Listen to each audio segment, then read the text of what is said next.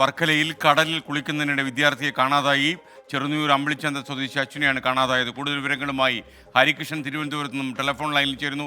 ഹരികൃഷ്ണൻ, എന്താണ് ഉണ്ടായത്, പറയൂ.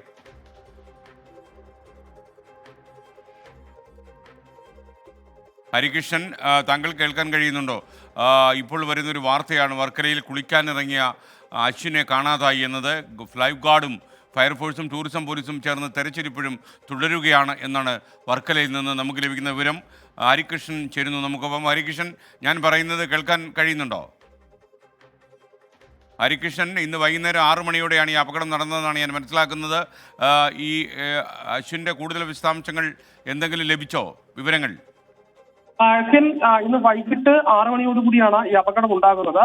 വർക്കല സ്വദേശി, വർക്കല ചെറുന്നിയൂർ അമ്പിളിച്ചന്ത സ്വദേശിയായ അശ്വിനെയാണ് കാണാതായത്. ഇയാൾ ഈ ദിവസവും ഈ ബീച്ച് പരിസരത്ത് കളിക്കാൻ വരുന്ന ആളാണ്. ഇന്നും ഇതേപോലെ ഫുട്ബോൾ കളിക്കാനായി എത്തിയതാണ്. ഇതിനുശേഷം കടലിൽ കുളിക്കാനായി ഇറങ്ങി എന്നാണ് ദൃക്സാക്ഷികൾ അടക്കം പറയുന്നത്. ഇതിനിടയിലാണ് ഇയാളെ തിരയിൽപ്പെട്ട് കാണാതാകുന്നത്. നിലവിൽ ഇയാളെ ലൈഫ് ഗാർഡുകളും പോലീസും മറ്റും കടലിൽ തിരച്ചിൽ നടത്തുകയാണ്. ഇതുവരെയും ഒരു വിവരം ലഭിച്ചിട്ടില്ല എന്നുള്ളതാണ് നമുക്ക് ലഭിക്കുന്ന പ്രധാനപ്പെട്ട വിവരം.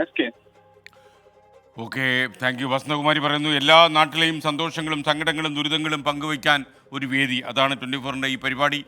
ലോകത്തെവിടെയായാലും ഏത് സമയത്തും 24 വാർത്തകളും ഓഗ്മെന്റഡ് റിയാലിറ്റി പാക്കേജുകളും എക്സ്പ്ലെയിനറുകളും വിശദമായി കാണാൻ ഞങ്ങളുടെ യൂട്യൂബ് ചാനൽ നിങ്ങൾക്ക് സബ്സ്ക്രൈബ് ചെയ്യാം.